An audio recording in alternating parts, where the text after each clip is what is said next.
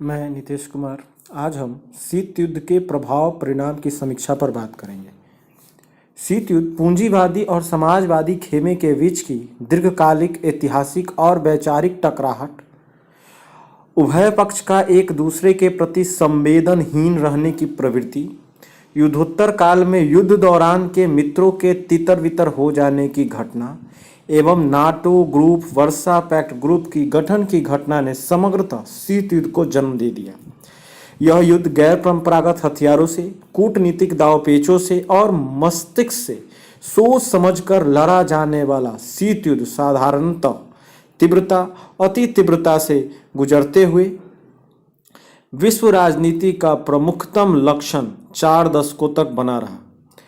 Trueman, Stalin, Eisenhower, Khrushchev, Nixon, Carter, Reagan के दौर से गुजरते हुए शीत युद्ध ने तनाव शिथिलता का उबड़ खाबड़ रास्ता पार किया। 1990 तक कभी भी इन 4 दशकों में पूर्ण शांति नहीं देखी गई। युद्धोत्तर दुनिया ने संसार के लोगों को लगा कि वे निलंबित मृत्यु दंड में जी रहे हैं। शीत युद्ध का प्रथम दौर 1945 से 1953 का रहा, जब उभय पक्ष की सक्रियता जोरदार रही। यह ट्रूमैन बनाम और स्टालिन का दौर था। अमेरिका ने ट्रूमैन सिद्धांत, मार्शल योजना, नाटो गठन, सीटो गठन, सेंटो गठन के जरिए अपनी सक्रियता को प्रदर्शित किया। भला यूएसएसआर कैसे पीछे रहता? उसने चीन, जर्मनी, टर्की, यूनान, कोरिया के संदर्भ में अपनी सक्रियता को प्रदर्शित किया। शीत युद्ध का द्वितीय दौर 1953 से 1962 तक का है, जिसे आइजनहावर बनाम ख्रुश्चेव दौर कहा जाता है।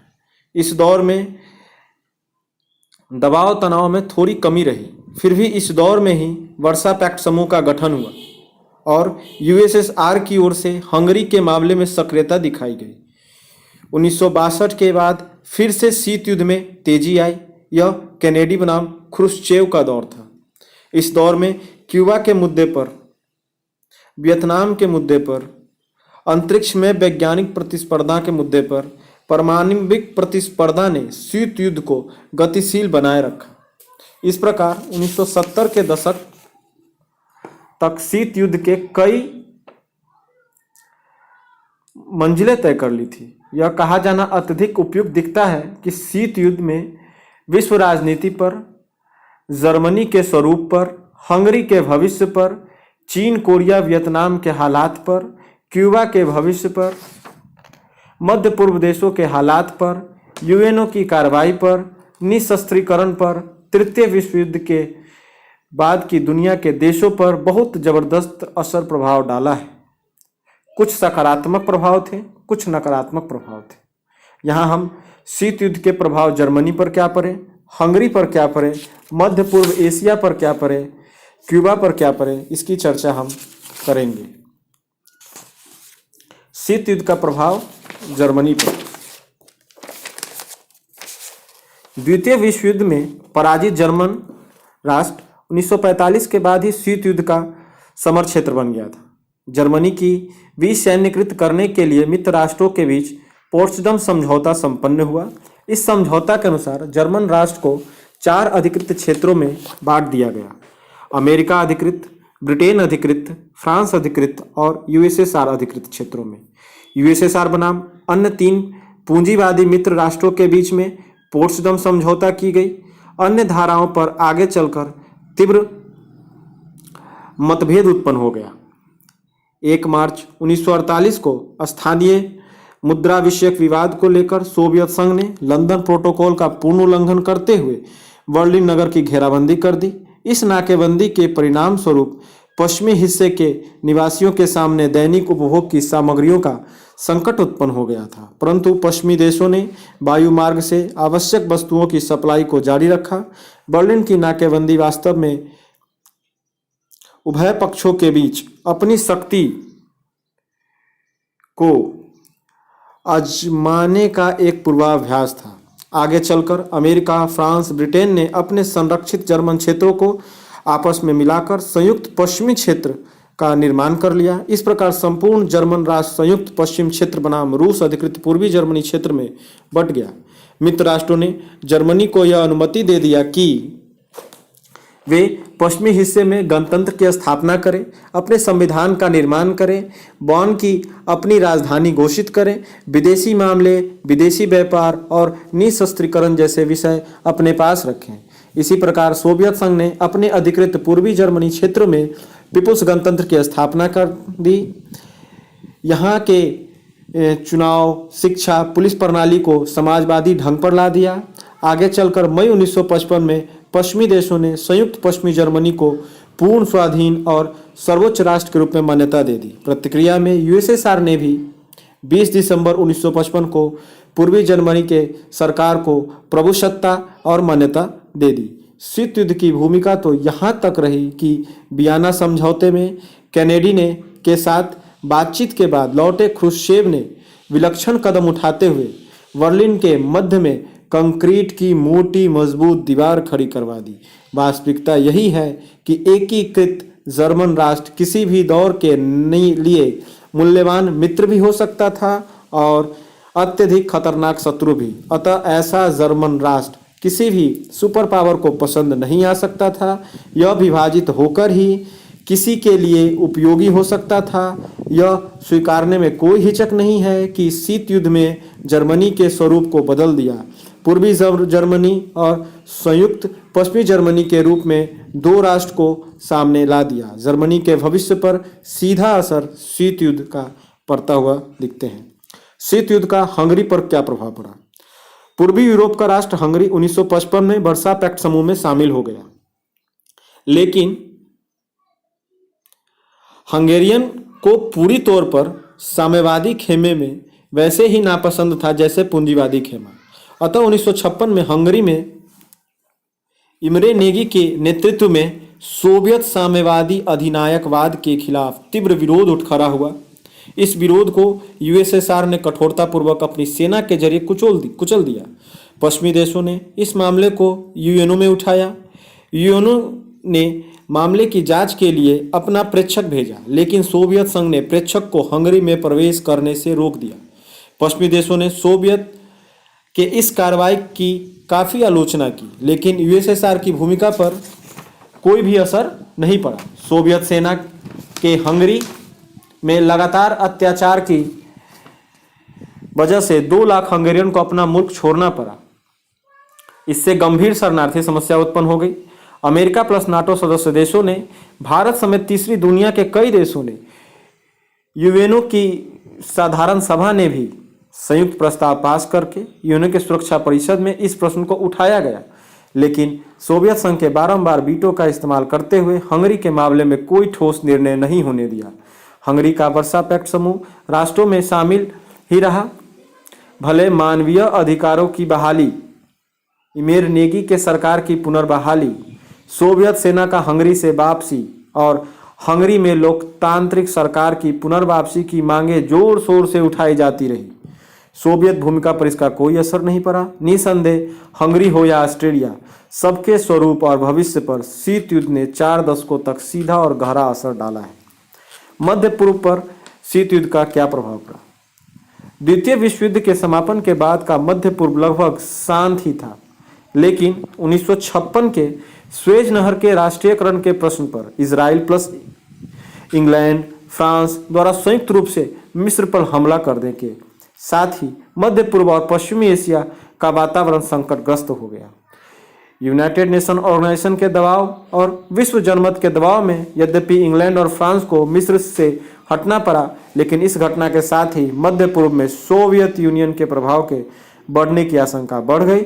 यूएसएसआर के प्रभाव बढ़ने की आशंका में अमेरिका ने आइजनहावर सिद्धांत को प्रतिपादित कर दिया। जर्मनी में जनवरी 1957 में प्रतिपादित इस सिद्धांत के अंतर्गत अमेरिकन कांग्रेस में राष्ट्रपति के मध्य पूर्व पश्चिमी एशिया के किसी भी देश में साम्यवादी प्रभाव के विस्तार को रोकने के लिए अमेरिकी सेना भेजने और सैन्य कार्यवाही करने का व्यापक अधिकार प्राप्त कर लिया। इस सिद्धांत के क्रियान्वित होने के साथ ही शीत युद्ध में भारी तीव्रता आ गई। यूएसएसआर ने इसे अमेरिका के आक्रामक नीति का एक श्रृंखलाबद्ध नमूना बताया। 1958 में पहले लेबनान में और 1958 में ही जॉर्डन में आइजनहावर सिद्धांत की आड़ में अमेरिका द्वारा सीधा हस्तक्षेप किया गया। शीत युद्ध को बढ़ावा मिला। दरअसल संपूर्ण मध्य पूर्व तेल कूपों के लिए विख्यात है और तेल कूपों पर नियंत्रण करने के लिए जितना अमेरिका बेचैन था उतना ही यूएसएसआर संपूर्ण मध्य पूर्व अपने सामरिक महत्व के ठिकानों के लिए भी विख्यात है। यह सामरिक महत्व के ठिकाने को अपने नियंत्रण में रखने के लिए जितना अमेरिका बेचैन था उतना ही सोवियत यूनियन। दोनों गुटों की यही रणनीति थी कि शीत युद्ध के आड़ में मध्य पूर्व में अपना प्रभाव फैलाया जाए।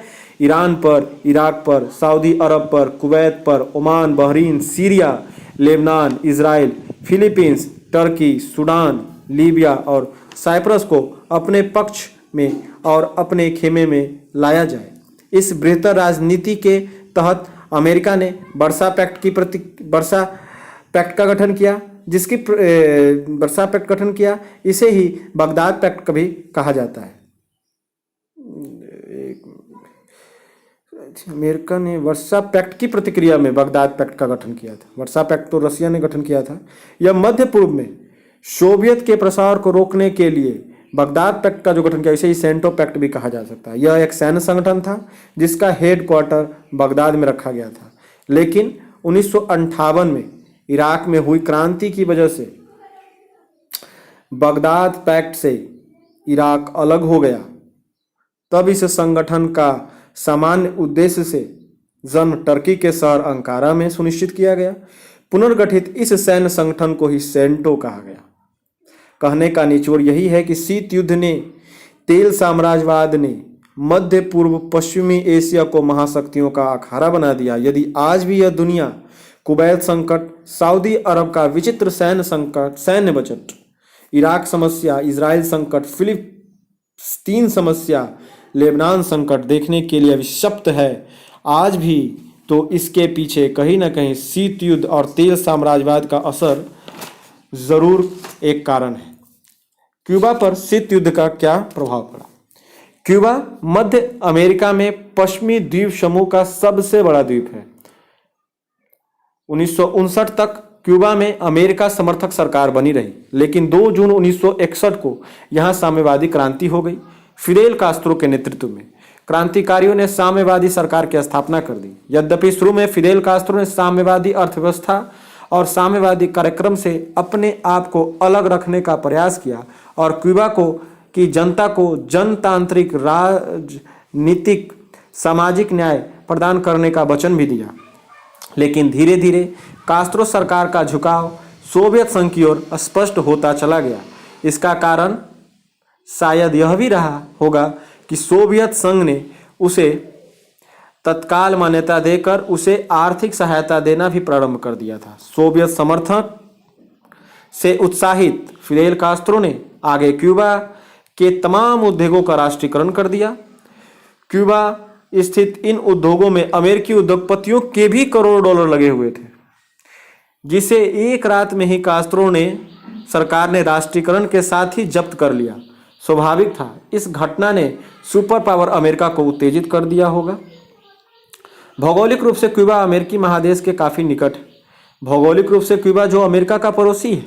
ऐतिहासिक रूप से क्यूबा स्वतंत्रता के बाद अमेरिका परस्त था। आर्थिक रूप से जो क्यूबा निजी स्वामित्व और निजी लाभ आधारित पूंजीवादी तंत्र से जुड़ा हुआ था, वही क्यूबा कास्त्रो के सत्ता पर आने के साथ ही पूंजीवाद से, अमेरिका से, व्यक्तिगत स्वामित्व से और निजी लाभ आकांक्षाओं से दूर होता चला गया। सुपर पावर इसे क्यों बर्दाश्त करता? इतना ही नहीं, कास्त्रो नेतृत्व वाला क्यूबा सोवियत ब्लॉक की ओर झुकता चला गया, समाजवादी कार्यक्रम से जुड़ता चला गया, उद्योग और व्यापार के राष्ट्रीयकरण से जुड़ता चला गया, सोवियत आर्थिक सैन्य सहायता पर निर्भर होता चला गया। भला ऐसा क्यूबा अमेरिका और नाटो संगठन को क्यों पसंद आता? अमेरिका की विदेश नीति का तत्कालिक लक्ष्य ही हो गया कि क्यूबा के फिदेल कास्त्रो सरकार को बर्खास्त किया जाए, संभव हो तो इसका पतन सुनिश्चित किया जाए। दूसरे ओर यूएसएसआर की यह जिम्मेदारी हो गई कि क्यूबा को बिना शर्त आर्थिक सहायता देना जारी रखे और अमेरिकी चुनौती के प्रत्युत्तर में क्यूबा को प्रक्षेपास्त्रों, रॉकेटों, पनडुब्बियों से लैस करके सुरक्षित बनाए रखे। क्यूबा के प्रश्न ने दोनों महाशक्तियों को 1960 के बाद आमने सामने ला दिया। यह प्रश्न 1962 तक आते आते अति गंभीर हो जाता है। तत्कालिक अमेरिकी राष्ट्रपति कैनेडी ने क्यूबा के हवाई अड्डे की जांच पर का दबाव डाला। सोवियत प्रक्षेपास्त्रों को क्यूबा में अनावश्यक रूप से लगाए जाने का आरोप लगाया। क्यूबा का पूर्ण आर्थिक सैनिक नाकेबंदी किया जाए। ऐसा लगने लगा कि क्यूबा संकट से दो महाशक्तियों के बीच युद्ध अपरिहार्य है। लेकिन सोवियत सर्वोच्च ख्रुश्चेव की घोषणा से प्रत्यक्ष युद्ध टल गया। ख्रुश्चेव ने घोषणा की प्रक्षेपास्त्र जो क्यूबा में तुरंत हटा लिया जाए, पनडुब्बियों को वापस बुला लिया जाए। लेकिन अगले 3 दशकों तक क्यूबा शीत युद्ध का अखाड़ा बना ही रहा। केवल क्यूबा ही नहीं, शीत युद्ध ने संपूर्ण लातिन अमेरिका को प्रभावित किया है। चूंकि लैटिन अमेरिका देशों की भौगोलिक निकटता अमेरिका से थी और वैचारिक निकटता यूएसएसआर से थी, इस वजह से अमेरिका के दबाव महसूस करते हुए इन देशों को अपने पाले में रखने के लिए हर संभव बिना शर्त आर्थिक सहायता जारी रखा। कहा जा सकता है कि 1 दशक में ही अमेरिका ने लैटिन अमेरिका को $20,000 मिलियन का बिना किसी गारंटी का ऋण दिया। इन देशों के सामने अमेरिका के प्रगति के लिए मैत्री स्लोगन दिया गया है। इन देशों के नागरिकों के स्तर को उठाने के लिए हर संभव प्रयास किया गया ताकि लैटिन अमेरिका के देश क्यूबा की तरह साम्यवादी खेमे में न चले जाएं। अतः यह मानने में हिचक नहीं कि लैटिन अमेरिका के स्वरूप और रंग भेद पर शीत युद्ध ने सकारात्मक और नकारात्मक दोनों असर और प्रभाव डाले। समग्रतः यही कहा जा सकता है कि द्वितीय विश्व युद्ध के बाद के लगभग 4 दशकों तक चले शीत युद्ध में नकारात्मक परिणाम अधिक देखने को मिलते हैं, सकारात्मक परिणाम बेहद कम देखने को मिलते हैं। उत्तर कोरिया हो, वियतनाम, यमन, जर्मनी को 2 हिस्सों में बांटकर तनाव बढ़ाने का काम किया शीत युद्ध ने। शीत युद्ध ने याल्टा सम्मेलन, पॉट्सडम संधि, लंदन प्रोटोकॉल, पेरिस सम्मेलन, वियना सम्मेलन तमाम अच्छे निष्कर्षों और भावनाओं को उलटकर विश्व को तनाव ही दिया है। शीत युद्ध ने मार्शल योजना, ट्रूमैन सिद्धांत, आइजनहावर सिद्धांत पर समान दावा प्रतिपादित, सीटो गठन, बगदाद पैक्ट गठन, क्यूबा कांड, सेंटो गठन जरिए विश्व की आक्रामकता और तनाव को बढ़ाने का काम किया है। यह सभी नकारात्मक परिणाम है। शीत युद्ध ने दुनिया को शस्त्रों की होर, परमाणविक शस्त्रों की होर की ओर मोड़ने का काम किया है। निशस्त्रीकरण के स्तंभ का गला घोट दिया है। हर तरफ सशक्तिकरण पर जोर दिया गया है। ऐसा हमेशा लगता रहा है कि दुनिया निलंबित युद्ध में जी रही है, दुनिया निलंबित मृत्युदंड में जी रही है। शीत युद्ध ने यूनाइटेड नेशन ऑर्गेनाइजेशन की शक्ति और प्रतिष्ठा को भी भारी आघात पहुंचाया है। इस संस्था के लाए गए प्रस्तावों दावों को हमेशा राष्ट्र के द्वारा वीटो लगाकर हमेशा रोका जाने का काम भी किया जाता रहा है। शीत युद्ध के अधिकतम परिणाम हम नकारात्मक ही देखते हैं, लेकिन शीत युद्ध के परिणाम नकारात्मक तो रहे ही हैं, कुछ सकारात्मक परिणाम भी हुए हैं। जैसे एशिया के राष्ट्रवादी संघर्ष की उत्पत्ति और एशिया में राष्ट्रवादी संघर्ष में असर, उत्पत्ति नहीं कहेंगे, असर। अफ्रीका के राष्ट्रवादी संघर्ष पर सकारात्मक असर पड़ा। औपनिवेश मुक्ति प्रक्रिया पर इसका पॉजिटिव इम्पैक्ट पड़ा। सामूहिक रक्षा की भावना को बढ़ाने का इसने काम किया है। यूरोप के पुनर्निर्माण पर शीत युद्ध का पॉजिटिव इम्पैक्ट पड़ा है। आर्थिक सहयोगात्मक संगठन के उभारने का पॉजिटिव इम्पैक्ट पड़ा है। ओपेक समूह का गठन, सार्क का गठन आदि निशस्त्रीकरण के दिशा में कुछ पॉजिटिव प्रयास भी किए गए। जैसे एनपीटी समझौता संपन्न हुआ 1963 में अमेरिका, इंग्लैंड और यूएसएसआर के बीच में, हॉटलाइन समझौता का संपन्न होना, परमाणु अस्त्र अप्रसार संधि का संपन्न होना 1968 में, मॉस्को और बॉन समझौता संपन्न होना 1970 में। ऐसे कई समझौते हैं जो निशस्त्रीकरण की दिशा में एक सकारात्मक परिणाम थे। ऐसे ही कुछ बेहतर परिणाम शीत युद्ध की देन है। अतः अंतिम रूप से यही कहना सर्वथा उचित दिखता है कि 4 दशकों तक विश्व को मथने वाली शीत युद्ध ने प्रधानतः नकारात्मक परिणाम ही दिए, लेकिन अपवाद स्वरूप कुछ सुखद और सकारात्मक परिणाम भी दिए हैं। Thank you.